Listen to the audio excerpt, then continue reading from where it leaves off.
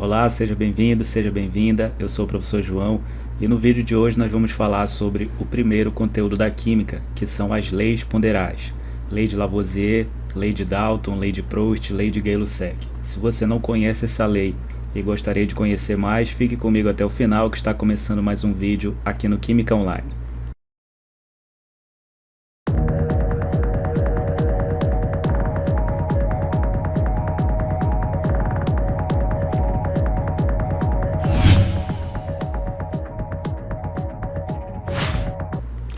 Vamos lá então falar sobre esse que é o primeiro conteúdo da química, que é as leis ponderais. Como assim primeiro conteúdo da química? Eu estou afirmando isso com base em quê? Bem, existem registros na história da química, no chamado Tratado Elementar da Química, que foi um tratado escrito por Lavoisier, que é considerado aí o pai da química. Esse tratado foi desenvolvido no ano de 1796. Neste ano, este tratado foi publicado por Lavoisier e nele constam as primeiras informações acerca da química, os primeiros conceitos, as primeiras definições, os primeiros conteúdos, quando a gente fala cientificamente. Então, cientificamente, a gente pode considerar aqui o Tratado Elementar da Química como sendo o marco inicial da química trazido pelo Lavoisier no ano de 1796. E nesse tratado nós temos o primeiro conteúdo chamado Leis Ponderais, que a gente vai apresentar aqui na aula de hoje. Então, esse aí é o nome em francês, que eu não vou me arriscar a falar, tá? Traduzido para o português aqui fica Tratado Elementar da Química.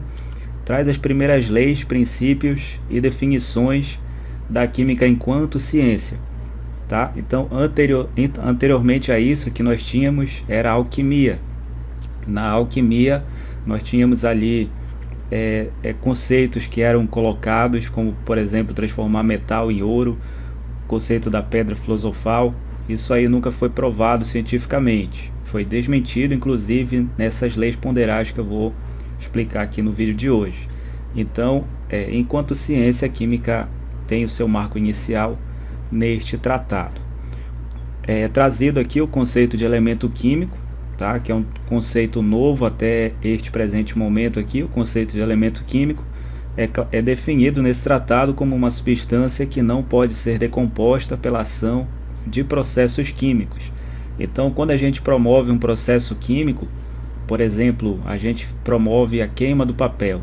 O papel é feito de quê? De celulose. Dentre os átomos presentes na celulose, nós temos o átomo de carbono. O carbono não vai desaparecer se nós fizermos a queima do papel. Então, em um processo químico, o elemento químico carbono não desaparece. Ele vai se transformar.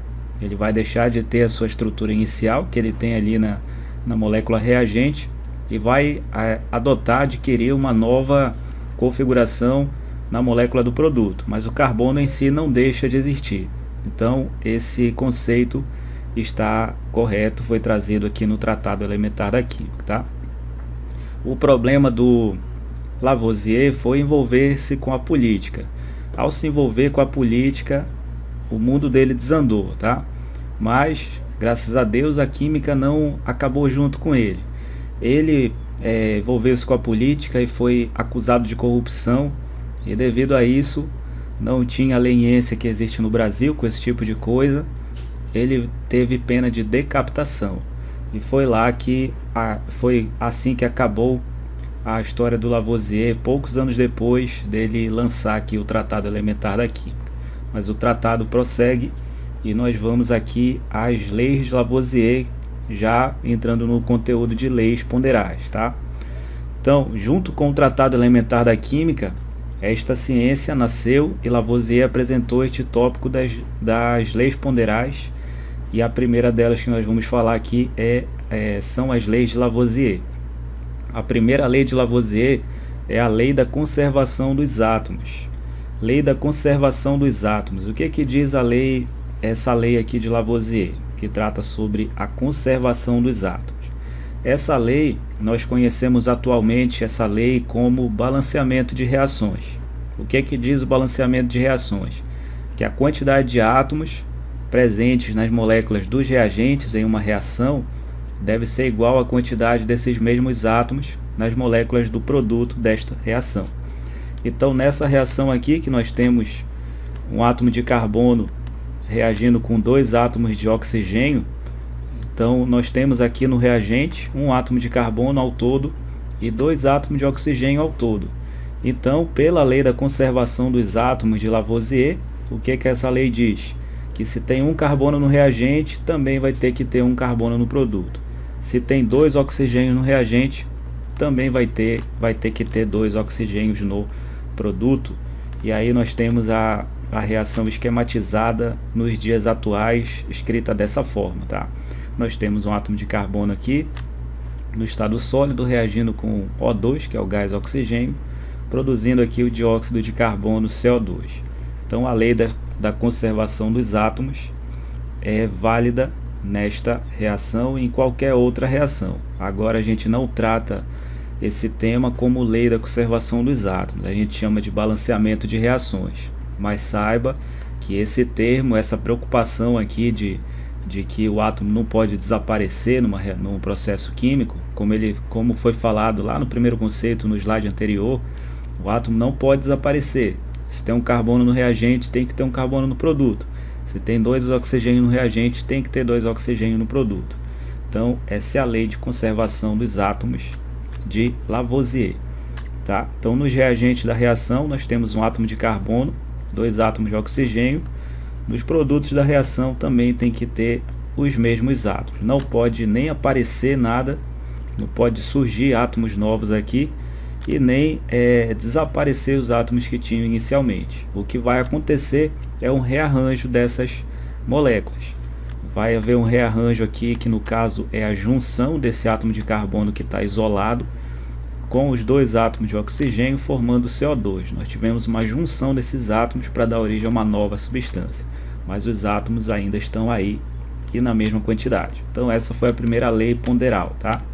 A lei de Lavoisier, que fala sobre a lei da conservação dos átomos.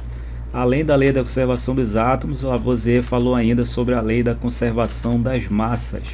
Vamos ver aqui o que fala essa lei da conservação das massas de Lavoisier. Bem, numa reação como essa, por exemplo, nós temos aqui magnésio reagindo com meio de gás oxigênio, produzindo óxido de magnésio. Essa reação aqui está respeitando lá a lei da conservação dos átomos, tá? Agora, em relação à massa, a gente vai trazer para conceitos atuais, por exemplo, aqui o conceito de massa atômica. Massa atômica do magnésio na tabela periódica é 24 gramas por mol, né? 24 gramas por mol. O oxigênio é 16, tá? O oxigênio é 16. Então, como a gente tem 1 mol de magnésio aqui, não aparece o número, a gente subentende que é 1, tá? 1 mol de magnésio tem 24 gramas. E aqui é meio mol de O2, então vai dar 16, tá? Cada oxigênio é 16, daria um total de 32, só que como a gente tem meio mol aqui, o total é 16, tá? Se a gente tem 24 gramas de magnésio, reagindo com 16 gramas de oxigênio, vai produzir quanto de óxido de magnésio? Pela lei da conservação das massas de Lavoisier, a quantidade total de massas dos reagentes tem que ser igual à quantidade total de massa dos produtos. Então, somando aqui 24 mais 16 vai dar 40. Então, 40 tem que ser a massa dos produtos. Essa é a lei da conservação das massas, tá? O somatório das massas dos reagentes deve ser igual ao somatório das massas dos produtos. Vamos ver mais um exemplo disso. Se a gente tem, por exemplo, uma reação aqui, gás hidrogênio mais meio de gás oxigênio formando água, e a gente parte aqui de uma quantidade de 2 gramas de hidrogênio, 2 gramas de H2, e a gente produz 18 gramas de água. Quanto foi usado de oxigênio? Pela lei da conservação das massas de Lavoisier, fica bem fácil a gente fazer essa identificação. Se a soma das massas dos reagentes deve ser igual à massa do produto, e o produto é 18, né? 2 mais quanto para dar 18? A quantidade de oxigênio utilizada foi 16, tá? Então nós temos que o somatório das massas dos reagentes é igual à soma das massas dos produtos. Você deve estar se perguntando o seguinte agora: essa lei aqui, ela se aplica para qualquer reação, para qualquer situação? A resposta é não, tá? Não vale não vale sempre, não vale em todos os casos. Sempre é uma palavra muito forte, né? Que a gente deve usar com cautela, principalmente aqui na química. A gente não pode generalizar muitas ideias, tá? Então, como que funciona aqui a lei da conservação das massas? Quais são as limitações que nós temos? Essa lei, ela é válida para reações que ocorrem em sistema fechado. Sistema fechado, que é diferente de sistema isolado. O que é um sistema fechado? O que é um sistema isolado? Bem, primeiro entenda o seguinte: se o sistema for aberto, significa que o sistema está trocando, pode trocar massa com o meio. Pode ser que forme um gás, e se o sistema estiver aberto, esse gás vai escapar. E aí, a partir do momento que o gás escapa, eu não tenho como mensurar a massa do gás formado. Então não tem como eu aplicar de fato a lei da conservação das massas de Lavoisier. Fica inviável fazer isso, certo? Então, para um sistema aberto não vai funcionar. A lei da conservação das massas funciona se o sistema estiver fechado. E qual é a diferença do fechado para o isolado? A diferença é que no sistema fechado nós podemos trocar calor. A gente pode realizar o aquecimento ou o resfriamento de um recipiente fechado, certo? Isso é um sistema fechado. O sistema isolado é aquele que não troca nada com o meio externo, nem calor.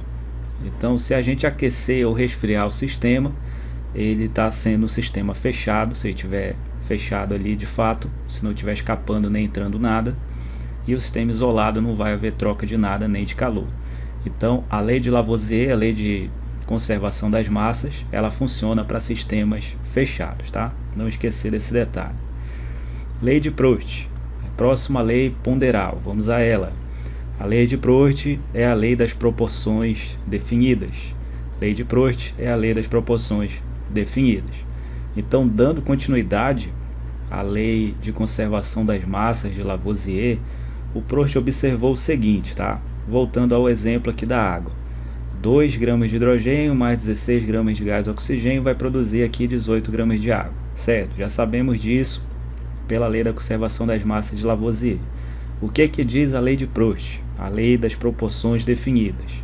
Essa lei fala o seguinte, ó: quanto vai ser a quantidade de água e a quantidade de gás oxigênio utilizado se a gente, ao invés de 2 gramas de hidrogênio, utilizar 1 grama? Quanto vai ser? Quanto vai ser a quantidade de oxigênio consumido e quanto vai ser a quantidade de água formada?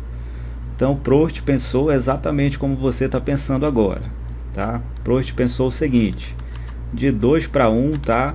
Dividindo por 2, é a metade, correto?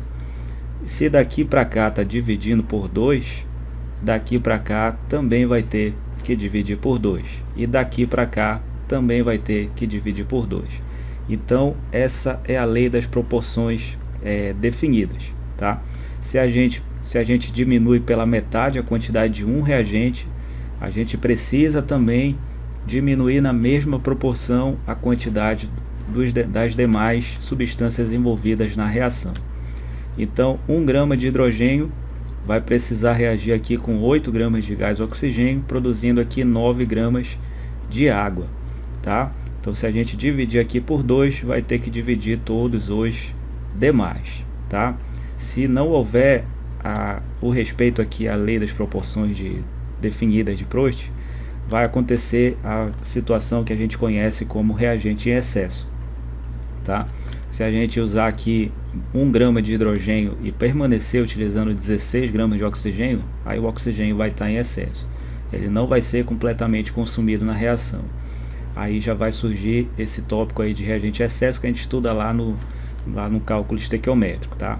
Então veja, esses aqui são os primeiros conceitos da química, tá? As leis ponderais.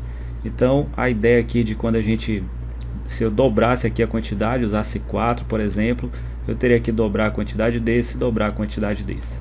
Então é basicamente isso, tá? Lei das proporções definidas, lei de Proust, tá? Essa lei não invalida a lei de Lavoisier, certo? Se 2 precisa reagir com 16 para dar 18. Se a gente diminuir pela metade aqui, vai ficar 1 mais 8, que vai dar 9. Então o fato de dividir todos por 2 aqui não vai invalidar a lei da conservação das massas de Lavoisier, certo? Então uma lei não invalida a outra aqui, tá? A lei de Proust, ela é complementar, certo? Ela é complementar. A operação feita a uma substância deve ser feita a todas as demais. Não esquecer disso, tá? Operação feita a uma substância deve ser feita a todas as demais. Vamos ver aqui uma aplicação da lei de Proust em um outro conteúdo de química. Não vou falar desse outro conteúdo, tá? Vou só focar aqui nesse exemplo específico. No tema de cinética química, que é a parte da química que estuda a velocidade das reações, existe um tópico chamado lei da velocidade.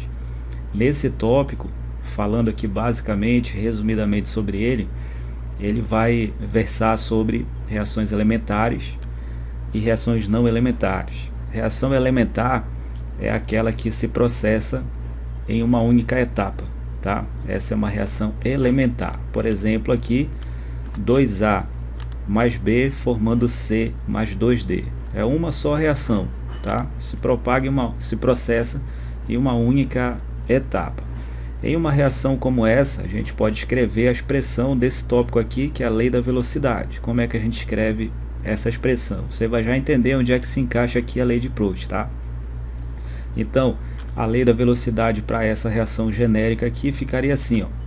Velocidade da reação vai ser igual a constante cinética, que é uma constante que sempre está presente nessa expressão da lei da velocidade, vezes a concentração dos reagentes, que no caso aqui é o reagente A, vezes a concentração do reagente B, e cada reagente vai ficar elevado ao seu respectivo coeficiente estequiométrico. O coeficiente do A aqui no caso é 2, vai ficar elevado a 2, vai ficar elevado ao quadrado, concentração do A. O coeficiente do B vale 1, vai ficar elevado a 1, certo? Então essa aqui é a expressão da lei da velocidade para essa reação elementar. Então em uma reação elementar, o expoente, na verdade aqui os expoentes dos reagentes, eles coincidem, eles vão ser iguais aos coeficientes estequiométricos aqui da reação. Isso aqui é para reações elementares, a gente usa esse raciocínio aqui. Fica bem fácil de determinar esses expoentes porque eles vão ser iguais aos coeficientes estequiométricos, tá? Agora, para reações não elementares, que são aquelas que acontecem em mais de uma etapa, aí a gente já vai ter uma situação como essa, por exemplo. Eu tenho essa reação aqui, NO2 mais NO2, está produzindo aqui o NO3 mais NO. Aí a gente pega um dos produtos dessa reação e continua a reação se processando a partir daquele produto. Então NO3, que é o produto da primeira reação, reagindo com CO, vai formar aqui CO2 mais NO2. Então perceba que é uma reação que se processa em mais de uma etapa, tá? Isso aqui a gente chama de reação não elementar. Se a gente fizer a soma dessas reações, a gente vai ter a chamada reação global. Na reação global, eu simplifico o que tem aqui no produto e no reagente, que no caso é o NO3. Simplificando ele, a gente abaixa o que sobra aqui no reagente, a gente vai ter, simplificando também aqui o NO2, que está no reagente do primeiro e no produto do segundo, simplificando NO2, abaixando o que sobra, a gente vai ter um NO2 aqui, que resta ainda o monóxido de carbono desse lado aqui do reagente, e do lado dos produtos, depois de simplificar aqui o NO3 e o NO2, o que sobra aqui no produto? CO2 mais NO. Essa é a reação global, tá? Então essas são as etapas. Somando as etapas, nós temos a reação global. Como fica a equação da lei da velocidade para essa reação, para essas reações aqui no caso, não elementar? No caso, quem determina a velocidade é a etapa lenta. Então, em cima dela que a gente escreve a expressão da lei da velocidade. Não é em cima da etapa rápida e nem na reação global, é na etapa lenta. E aí a questão é obrigada a trazer para a gente quem é a etapa lenta e quem é a etapa rápida, tá? Então vai aparecer essa informação. Então vai ficar aqui, velocidade igual constante cinética vezes concentração de NO2 vezes concentração de NO2, que são os reagentes da etapa lenta. NO2 vezes NO2 vai dar NO2 ao quadrado, tá? NO2 ao quadrado.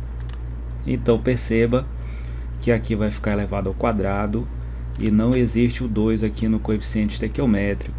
Então perceba, nem sempre o expoente da equação aqui da lei da velocidade vai coincidir com o coeficiente estequiométrico para reações não elementares, tá? Que é o caso desta aqui. Para elementares sempre coincide, que foi o exemplo anterior, sempre coincide. Para não elementares a gente vai ter essa situação aqui que nem sempre vai coincidir. O jeito correto de determinar esse expoente é experimentalmente. É aqui que entra a aplicação da lei de Proust. Vamos ver um exemplo aqui, ó. Essa aqui é a etapa lenta de uma reação não elementar, é ela que vai determinar a equação da lei da velocidade. Vamos ver como a gente determina o expoente que vai ficar utilizando a lei de Proust, tá? A lei das proporções definidas. Vamos ver aqui. Então nós temos aqui uns dados acerca da concentração do reagente, quantidade do reagente e a velocidade com que a reação está acontecendo, certo? Nós temos aqui os dados. Então, ó, quando a concentração do reagente é 0,01, a velocidade da reação é 0,016, certo? Quando a concentração é 0,02, a velocidade é 0,032. Quando a concentração é 0,03, a velocidade é 0,048. Tudo bem, temos esses dados, tá? Agora vamos aqui ver onde que entra a lei das proporções definidas de Proust. Ela entra aqui no seguinte, ó. Perceba que da primeira para a segunda linha, o que está acontecendo? Perceba que está dobrando a quantidade da concentração do reagente, certo? Se daqui para cá está dobrando, ou seja, está multiplicando por 2, o que tem que acontecer com a velocidade que depende dessa concentração aí? Também vai dobrar, certo? Se a gente multiplica por 2 aqui, aqui também vai ter que ser multiplicado por 2. Então vou colocar aqui para organizar as informações. Quando a concentração é dobrada, é multiplicada por 2, a velocidade também vai ser multiplicada por 2. Isso aqui está claro para a gente. Está saindo de 0,01 para 0,02. Está dobrando, está multiplicando por 2. Nesse mesmo intervalo, a velocidade sai de 0,016 para 0,032. Também está dobrando, também está multiplicando por 2. Tá? Muito bem. Aí, como é que eu chego ao expoente da equação da lei da velocidade? É o expoente que você vê aqui, ó. No caso, é 2 elevado a 1 para dar 2 aqui, certo? 2 elevado a 1. Está elevado a 1 aqui para que o resultado dê 2, certo? Vamos ver um outro intervalo aqui só para tirar a dúvida, ó. Do primeiro para o terceiro, o que está acontecendo? Da primeira linha para a terceira linha, o que está acontecendo aqui, ó? Está triplicando a velocidade da concentração, certo? Está triplicando, está multiplicando por 3. Está saindo de 0,01 para 0,03. A gente está multiplicando por 3 aqui. No mesmo intervalo, o que acontece com a velocidade? Sai de 16 aqui para 48, também está triplicando, tá?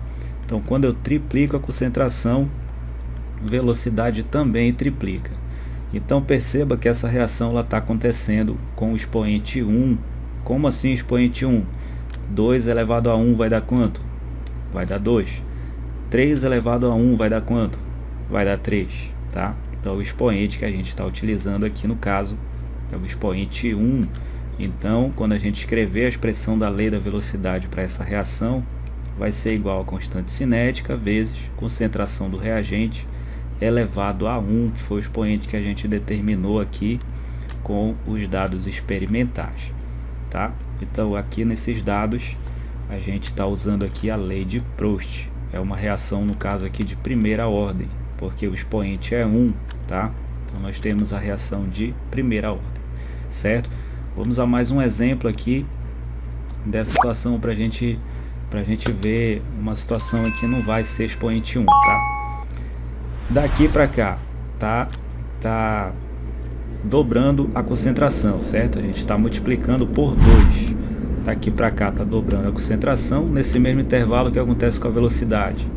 A velocidade está quadruplicando, tá? É isso que a gente vê aqui. Então daqui para cá dobra, daqui para cá está quadruplicando, está multiplicando por 4, certo? Quanto é o expoente? 2 elevado a quanto para dar 4? 2 elevado a 2. Então o expoente vai ser 2.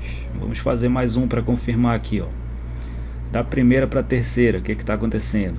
Está triplicando a velocidade, a concentração. Daqui para cá está triplicando a velocidade.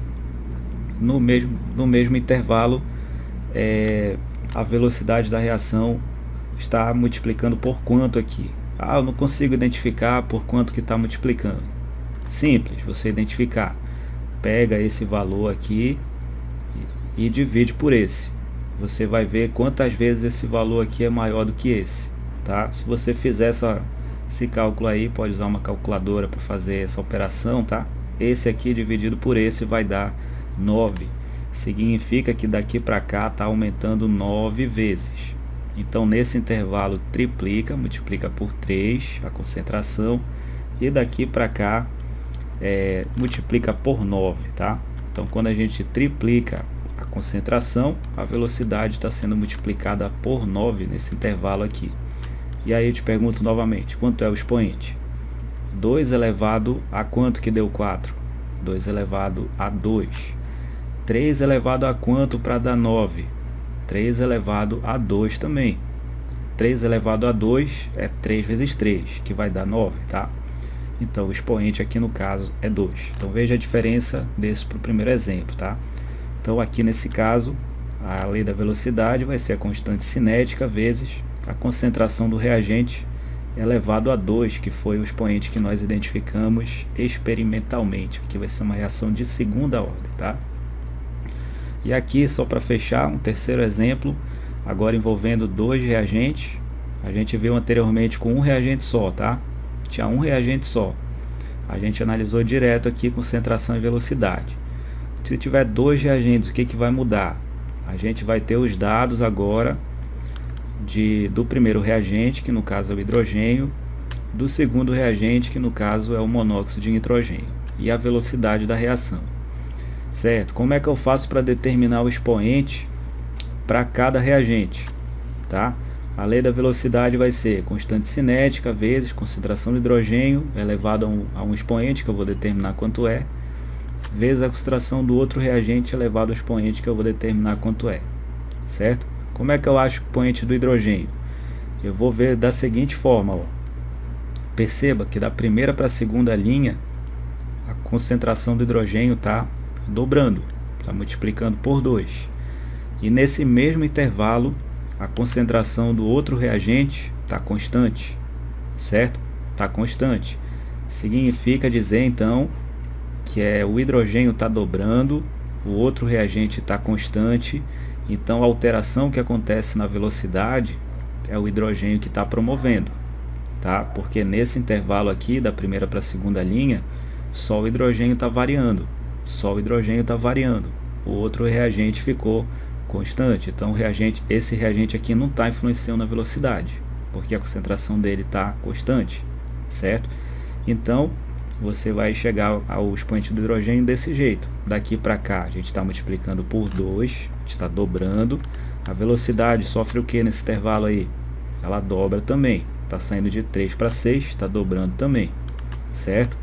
Então é assim que eu determino o expoente do hidrogênio. Vai ser quanto no caso aqui? 2 elevado a quanto para dar 2? 2 elevado a 1. O expoente do hidrogênio vai ser 1. E o do outro reagente? Eu vou olhar da segunda para a terceira linha.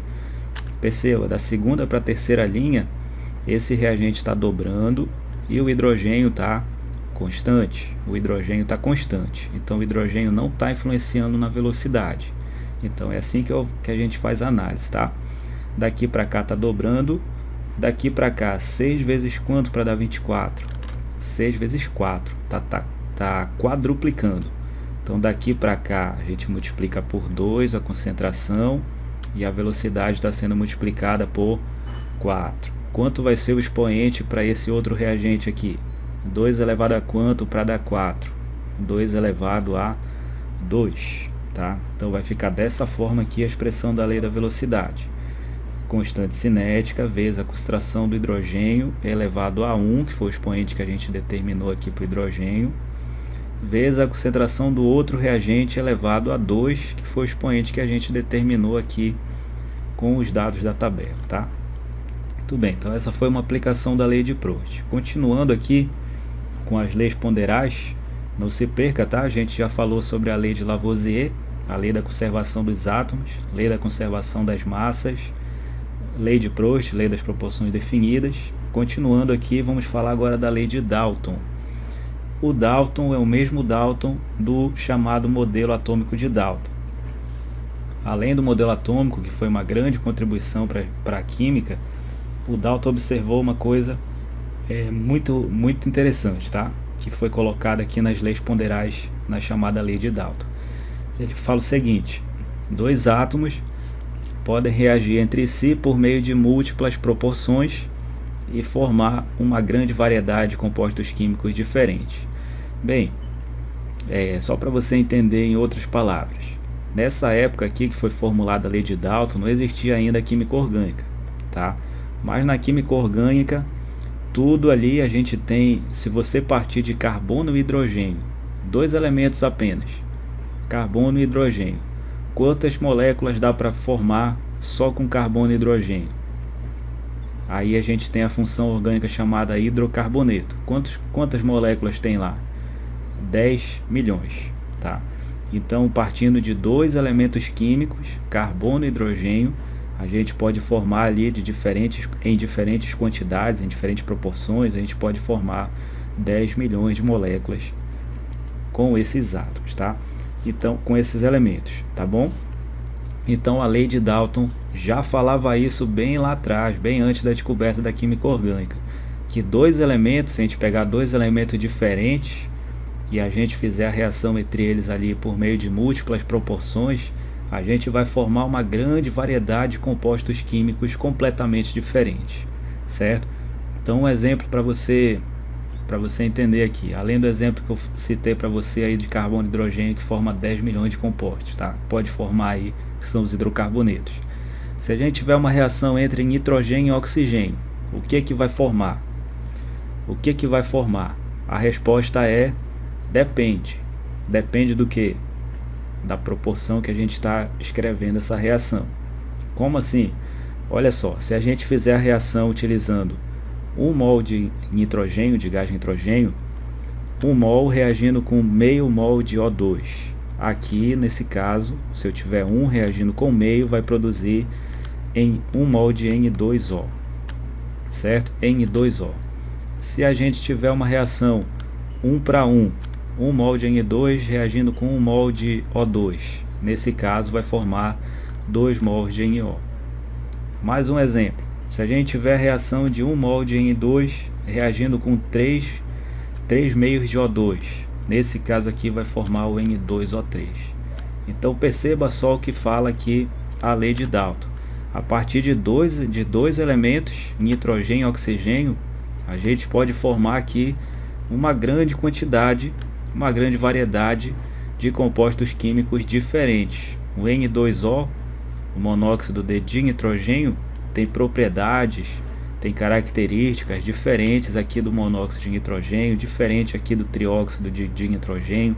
São todas moléculas diferentes partindo dos mesmos elementos químicos que estão reagindo em proporções diferentes, certo? Mais um exemplo para a gente ver aqui. Se a gente tiver uma reação 1 para 2, 1 mol de nitrogênio com 2 mols de gás oxigênio, nesse caso a gente vai produzir o N2O4, já é uma outra possibilidade. Mais um aqui para fechar. Se a gente tiver 1 para 2, a gente pode produzir ainda 2 de NO2. Dependendo das condições aí, a gente pode produzir esse ou produzir esse, tá? Então veja só, a partir de dois elementos, a gente poderia continuar essa lista aqui, tá? Existem N possibilidades.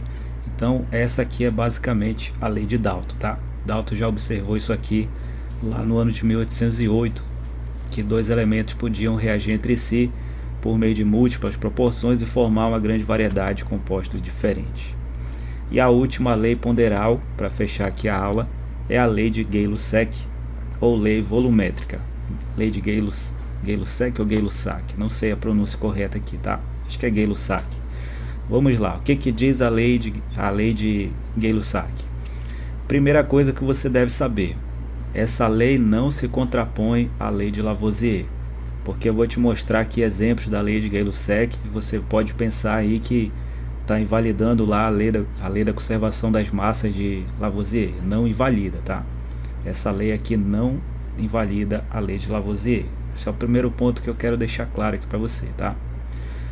O que que fala a lei de Gay-Lussac? Fala o seguinte: a proporção em mols é igual à proporção em volume, desde que o sistema seja fechado e gasoso.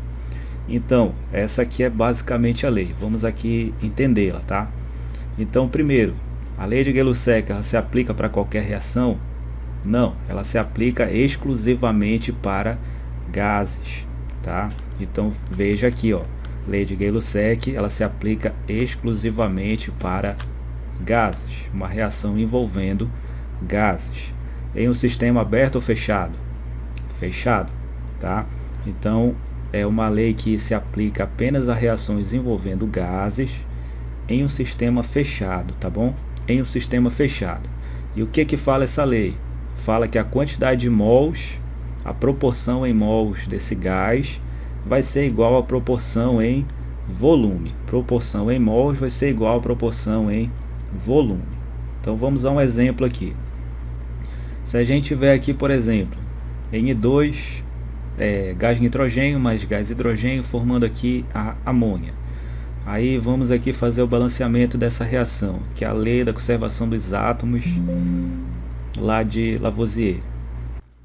Então, fazendo aqui o balanceamento dessa reação, a gente tem aqui 2 nitrogênios no reagente, então precisa ter 2 nitrogênios no produto, e no produto só tem 1, então a gente deve multiplicar por 2 para ter aqui o balanceamento do nitrogênio, tá?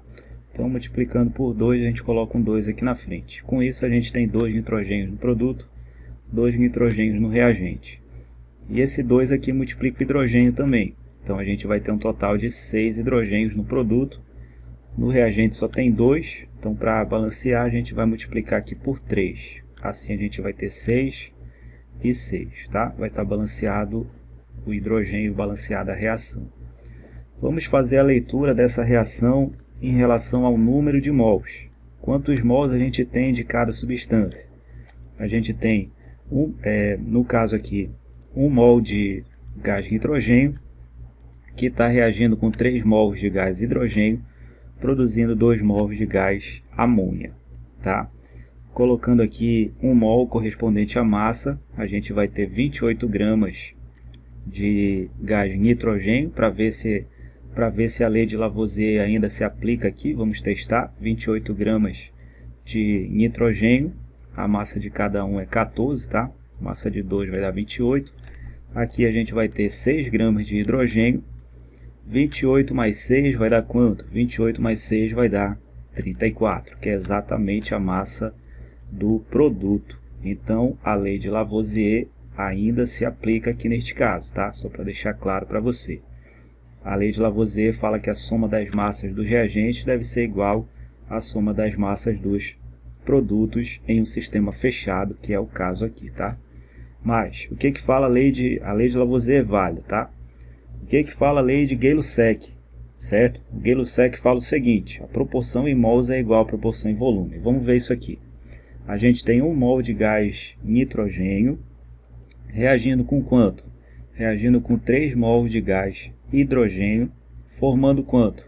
Formando 2 mols de amônia. Essa é a proporção em mols. Perceba que a proporção em mols é diferente de proporção em massa, tá? Não confunda a lei de Lavoisier com a lei de Gay-Lussac. A lei de Gay-Lussac fala da proporção em mols. A gente tem aqui, não vai pensar assim, ó, 1 mais 3 vai dar 4. Aí dá 2 aqui, então invalida a lei de Lavoisier. Não, a lei de Lavoisier fala de massa, não fala de mols, tá? Então, nós temos aqui a leitura de mols dessa forma. 1 mol reage com 3 para formar 2 de amônia. Isso aqui a gente tira dos coeficientes estequiométricos, tá? o 1 reage com 3, formando 2. A lei de Gay-Lussac fala que a proporção em mols, que no caso aqui é 1, 3 e 2, vai ser igual à proporção em volume. Então, por exemplo, se a gente tem 1 litro de nitrogênio nessa reação, para a gente consumir completamente esse 1 litro de nitrogênio, tem que reagir com quanto de hidrogênio? Com 3 litros. A proporção em mol vai ser igual à proporção em volume. É isso que diz a lei de Gay-Lussac. Proporção em mol, que é 1 para 3, vai ser igual à proporção em volume. Então, se aqui a gente usar 1 litro, aqui a gente também vai precisar da mesma quantidade de mols, vai precisar em litro, 3 litros. Vai formar quantos litros de amônia? Vai formar 2 litros. Tá? Proporção em mol deve ser igual à proporção em litros. E aplicando aqui a lei de Proust, vamos ver a lei de Proust. Se eu multiplicar aqui por 10, tá? Multiplicar aqui por 10, a gente vai ficar com quanto, tá? Aqui, no caso, 1 litro, saído para 10, a gente está multiplicando por 10, aqui também vai ter que ser multiplicado por 10. Então, de 3 vezes 10 vai dar 30, 2 vezes 10 vai dar 20. Então, a lei de Proust é válida aqui também, tá? A lei de Proust é válida aqui também, que é a lei das proporções definidas. Se eu multiplicar por 10 um componente da reação, todos os demais também têm que ser multiplicados por 10. E olhando aqui do ponto de vista da lei de Gay-Lussac, a gente tem 10 litros, tá? E a proporção é 1 para 3, então se 10 litros vai ter que reagir com 30, e aqui a proporção é para 2 em relação ao produto, então vai ter que dar 20, tá? Vai ter que formar 20 litros de amônia. Então a proporção em mols é igual à proporção em litros para reações gasosas em sistema fechado, lei de Gay-Lussac, tá? Ainda permanece a dúvida, 10 mais, se eu somar aqui 10 mais 30, não teria que dar 40 litros? Não teria que dar 40 litros. Isso aqui não é a lei de Lavoisier. Lei de Lavoisier, mais uma vez, frisando para você, fala sobre massa, não fala sobre volume, nem sobre mols, tá? Então 10 mais 30 vai ter que respeitar a proporção em mols, 1, 3 e 2. Então se eu multiplicar aqui por 10, eu vou ter 10, 30 e 20, tá? Essa é a lei de Gay-Lussac. Então, muito obrigado por você ter assistido até aqui. Esse foi o vídeo de hoje sobre as leis ponderais. Espero que você tenha gostado. Se você gostou, deixe um like no vídeo, compartilhe com seus amigos de química aí que possam gostar desse conteúdo, e eu aguardo você aqui no próximo vídeo. Um beijo, um abraço e até a próxima.